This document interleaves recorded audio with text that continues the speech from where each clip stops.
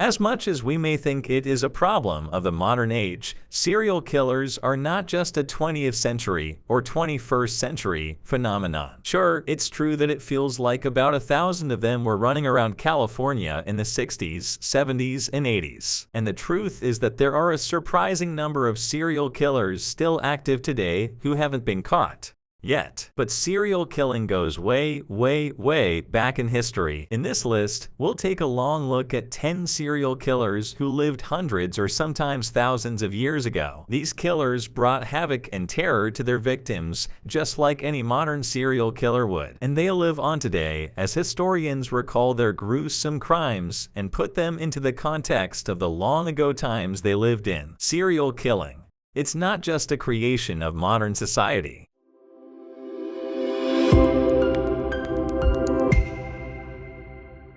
Hi everyone, welcome to the Hot No channel.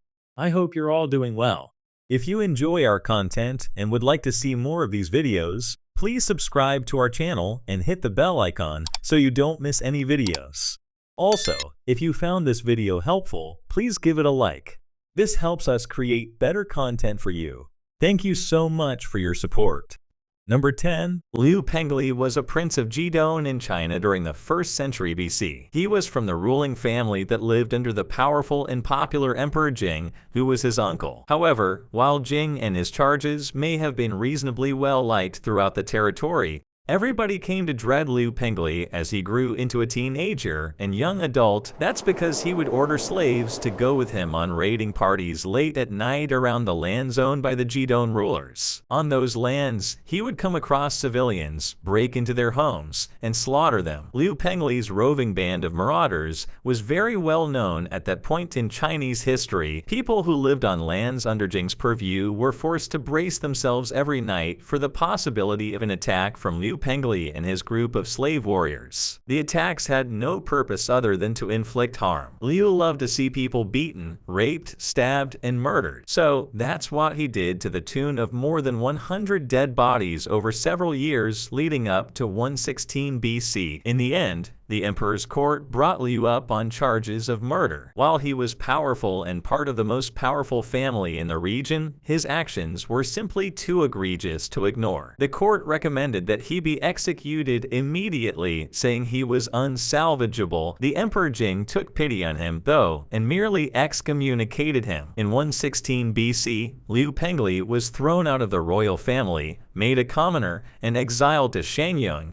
which is in the modern-day Hubei province. It's unknown what became of him from there. Number 9. Locusta of Gaul was a mostly ordinary Roman peasant born in the countryside shortly after Jesus Christ's time on Earth. But she would become the first confirmed female serial killer, and one of the first serial killers altogether, during her unlikely and secretive reign of terror. She knew a lot about potions and concoctions and used that in her life to rise to real power within Rome. Specifically, she would make poisons and test out their lethality on local children in the area. Many of those children died, a number still debated by historians today. But what they do know is that she was responsible for killing at least 5 people directly with her poison, and likely several more confirmed cases beyond that. Her most notable poisonings were the assassinations of both Claudius and Britannicus. In that way, she became a favorite of the embattled and controversial Emperor Nero. For several years after, at 60, Nero brought Locusta under his wing and had her study poisoning even more directly. He had her provide training to other poisoners whom he employed. He also had her kill multiple people who Nero didn't care for with her deadly concoctions. In the end, after Nero died, Locusta was rounded up by his successor, Galba, and killed as well. While Galba didn't reign for very long, only at 68 to 69, he knew he had to eliminate the deadly Locusta. So that's what he did, and the world's first confirmed serial killer met her own gruesome end. Number 8. Born in 1263, Alice Geitler was the first person ever condemned to die for practicing witchcraft in Ireland. However, she didn't make it to the gallows or burned at the stake. She managed to escape to either England or Flanders. She then disappeared forever from there. Basically, Alice was a shrewd Irish woman who married rich over and over again. Soon after each marriage, her husbands died under very mysterious circumstances. That happened 3 times, after which Alice was granted big-time money from their estates. Then her 4th husband, John Le Poer, finally realized something was very wrong. In the early 1320s, he suddenly developed a vicious sickness out of nowhere. That sickness eventually led to his death. But before he died, he raised the suspicion that his death and that of his predecessors and their relationships with Alice may have come at her hand and not by natural means. We didn't think Alice was a witch, for what it was worth. Instead, he believed that he was being poisoned by his wife, as she wanted access to his considerable estate after his passing. As it turns out, Le Poer was probably right. But that's not how things ended up. In 1324, after Le Poer died and his children from prior marriages had to fight Geitler over access to his estate, Alice was persecuted for being a witch. She never made it to the stake, though. She absconded from Ireland and disappeared forever. In her place, her servant Petronella de Mead was the one flogged and burned to death at the stake. Petronella was also seen as a supposed witch working in tandem with Alice. On November 3, 1324, she was killed over it. As for Alice, this presumed serial killer was never heard from again after 1325,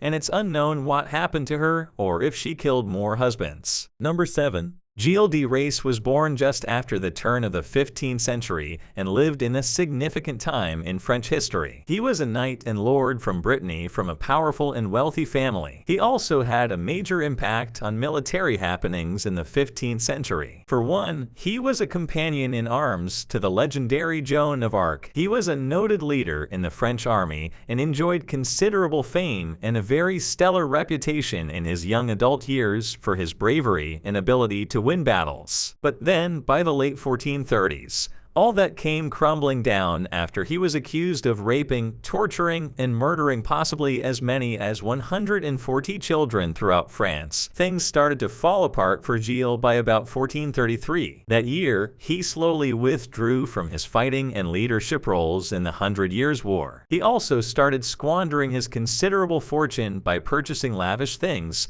including jewelry, food, and more. He had insanely high expenses for the time, and to cover his bills, he started selling off his lands to the highest bidder. His family, particularly his influential younger brother René de Larcieux, did not like that. Eventually, by 1435, Gilles was placed under interdict, as in he couldn't receive church privileges or participate in church functions, by King Charles VII. Then, in May of 1440, it all really came crashing down. That month, Gilles assaulted a cleric named Jean Le Ferron inside a church. He then moved to seize the local castle in Saint-Étienne-de-Mermort and keep it for himself. Neither the French monarchical leadership or the church liked that very much. He was arrested by September and taken to Brittany to stand trial for that assault and various other charges. In October 1440, his trial came to be. In it, prosecutors accused him of sodomizing and murdering more than 140 children. He was condemned to be hanged for the killings, and on October 26, he and 2 of his servants were sent to the scaffold to die. Number 6. Born in 1535, Peter Stump was a German farmer who was accused of being a serial killer, a werewolf, and a cannibal. Known by the end of his life as the so-called Werewolf of Bedburg, he was eventually burned at the stake and brutally executed in 1589. Stump went on trial in the 1580s for the alleged murders of more than a dozen women and children.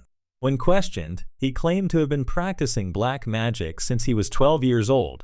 The devil himself supposedly gave Stump a magical belt, or a girdle, which allowed him to transform into a wolf when worn. He used his new wolf-like capabilities to hunt down children, attack them, slaughter them, and eat their flesh. That's what contemporary accounts from the late 16th century claimed, at least. But whether you can believe that Stump was a werewolf or not, one thing isn't in question. he admitted to killing and eating 14 children. He also copped to slaughtering 2 pregnant women and ripping their fetuses from their wombs to use the unborn babies to practice black magic. He supposedly even killed and ate his own son among the 14 children he murdered. In addition to being a serial killer, Stump was accused of having an incestuous relationship with his own daughter. The two were supposedly working in tandem, along with the devil, to kill children and eat them. In the end, on October 31, 1589, Stump, his daughter, and his mistress were all executed. His death was one of the most gruesome in the history of any execution that ever took place. Stump was put to the wheel, which was turned mercilessly, and his flesh was torn from his body. Then his limbs were broken with the blunt side of an axe head. Following that, he was beheaded. His daughter and mistress were both flayed and strangled too.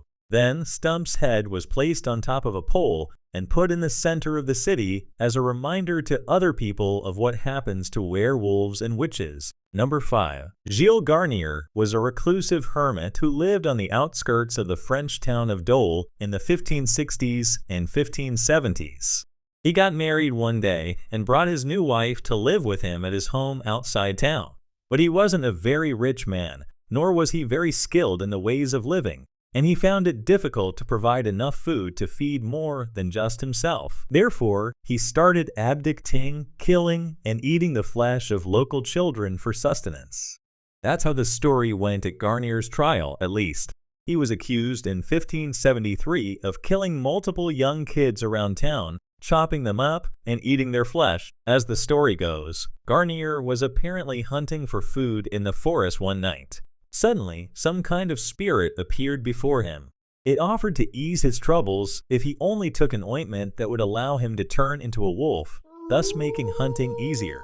Garnier took the ointment, and suddenly he was able to hunt down prey, including children. In turn, Gilles confessed to stalking, attacking, and killing 4 children who were between the ages of 9 and 12. In each case, he ripped flesh from the children's limbs and ate it for himself, while also bringing back slabs of meat for his wife to eat. There were also several other attacks in which his intended victims survived after people came across what Garnier was doing outside Dole, and he was forced to run off. In the end, he was found guilty of the crimes of lycanthropy and witchcraft and burned at the stake on January 18, 1573, for being a werewolf and a serial killer. Number 4. Bjorn Pedersen was an Icelandic man born in 1555 who acquired a lot of farmland on the treacherous Senfellsnes Peninsula. It all started when he was 15 years old. In about 1570, he began to help a rich neighbor named Ormer on his farm. Ormer died a few years after that, leaving his entire estate to his son, Guðmundur. By that time, Guðmundur was good friends with Bjorn, who was known by many people as Axlar Bjorn. Wanting to help out his buddy after Ormer's death, Guðmundur bestowed a farm upon Axlar Bjorn and granted him ownership of a good bit of land. There, Axlar Bjorn married a woman named Ordis Olafsdóttir and settled into farm for the rest of his life. But the drama and terror were only just beginning. According to legends written hundreds of years later in Icelandic sagas, Axlar Bjorn supposedly killed somewhere between 9 and 18 travelers and potential farmhands. In some cases, these were people traveling through the peninsula on their way to other places. In other cases, young men showed up to Axlar Bjorn's farm, looking for work, only to be murdered. Some versions of the legend claim that he killed them with an axe and hacked up their bodies. Other versions assert that he drowned them. Either way, locals began to get suspicious over a period of years after Axlar Bjorn started to greatly increase his possessions. Despite living such a modest life, he had all kinds of new horses, and people couldn't figure out how he was getting those animals and other things. Still, Guðmundur had become very powerful in the region by then, so Axlar Bjorn was mostly spared from judgment. Eventually, by 1596, that all ended. Axlar Bjorn was arrested, and he confessed to 9 murders. But when Icelandic authorities showed up at his farm, they found more than twice that amount of bodies buried haphazardly around the place. Axlar Bjorn tried to claim that he had found the remains already buried on his land from some time before he got there. He had been waiting to tell authorities about the bodies so they could be buried properly. Of course, they didn't believe that story. In the end, Axler Bjorn was executed in 1596 for his string of serial murders, and his wife, who was pregnant at the time with their son, was forced to watch the execution take place. Number 3. Lewis Hutchinson was a Scottish immigrant to Jamaica in the middle of the 18th century who has the unpleasant distinction of becoming Jamaica's first serial killer and one of its most prolific. In the 1760s, he came to Jamaica to take care of an estate called Edinburgh Castle. At some point, he managed to legally obtain the rights to the house. He also had a large group of cattle on his property, supposedly thanks to stealing them from his neighbors. At the time, Edinburgh Castle was in a very rural part of Jamaica along a very infrequently traversed road. But when travelers would come through on their way to St. Anne's Bay, Hutchinson had a little surprise for them. The Mad Doctor, as he came to be known, would invite them to rest at his estate. Then, he would kill them entirely for sport. In what was described as a series of thrill killings, Hutchinson would shoot travelers just for the fun of it. According to legend, he was said to drink his victims' blood after their deaths. Other legends claim that he or his slaves would toss the victims' bodies into a sinkhole for his animals to eat. That sinkhole later became known as Hutchinson's Hole and was notorious for years in Jamaica. He was infamous across Jamaica and feared by everyone there. But eventually, fate came for Hutchinson. He shot an English soldier by the name of John Callender, who had been attempting to arrest him. Knowing there would be consequences for that shooting, Hutchinson fled from his estate and boarded a ship in the Old Harbour. The British Royal Navy wanted revenge for the death of their peer, though, and they tracked Hutchinson down very quickly. Hutchinson was caught in the harbor before he could escape. He was then arrested and imprisoned. In turn, his home was searched after his arrest. While his full number of victims is unknown, authorities found 43 watches and an incredibly large amount of clothing in Hutchinson's estate, presumably belonging to his victims. He was executed in the Spanish town square in Jamaica in 1773. Number 2. Juan Severino Malari was a Filipino Catholic priest who rose higher in the ranks of the Catholic Church within the Philippines in the early 19th century than any other native Filipino before him. Unfortunately, he was also a serial killer who supposedly killed as many as 57 people in and around the area of Magalang, Pampanga. From 1818 to 1826, Malari served as the parish priest of the San Bartolome Church in Magalang. When he ascended to that position in 1826, he became the first ever Filipino to become a parish priest there. Sadly, at some point during that period, he began to believe that his mother was cursed. In turn, he felt that he could somehow cure his mother's bad luck and various health ailments, if only he killed people. We're not really sure how those two things connect, but that is what Malari told himself, so the killing began. For years, Malari went about killing people in and around Magalang and throughout Pampanga. The bodies of at least 57 people turned up during that time. They were found in different areas, with various methods and causes of death. So authorities had a tough time pinning the whole thing on one person. They thought multiple killers were operating, or many domestic issues and slash or robberies were taking place. They had no idea that one person was operating with impunity throughout the region, and even less of an idea that the person killing all those victims was a priest. At some point in 1826, Malari himself fell ill. An attending priest came by his home to look after Malari. There, the priest found a massive amount of blood-stained clothing and possessions from many of the area's murder victims. Authorities swooped in, investigated Malari, and arrested him. He served the next 14 years in prison while Spanish authorities in the Philippines tried to figure out what to do with him. Some doctors argued that he was mentally unwell and should be sent to live in an asylum for the rest of his life. But eventually, in 1840, the Spanish government in the Philippines executed Malari by hanging. Number 1. John Lynch was born in Ireland in 1812 and would go on in his 30 short years of life to become Australia's most prolific serial killer. He was first sent to Australia as a convict floated in as part of their penal colony. There, he was tasked with working on a farm in the Berrima district. In 1836, He was accused of murdering a fellow convict assigned to the farm, but he was eventually acquitted of that charge. In the 6 years after that, though, it appears that Lynch went a little haywire. Over the next few years, he absconded from his time as part of a convict gang on the farm and moved freely about the Berrima district.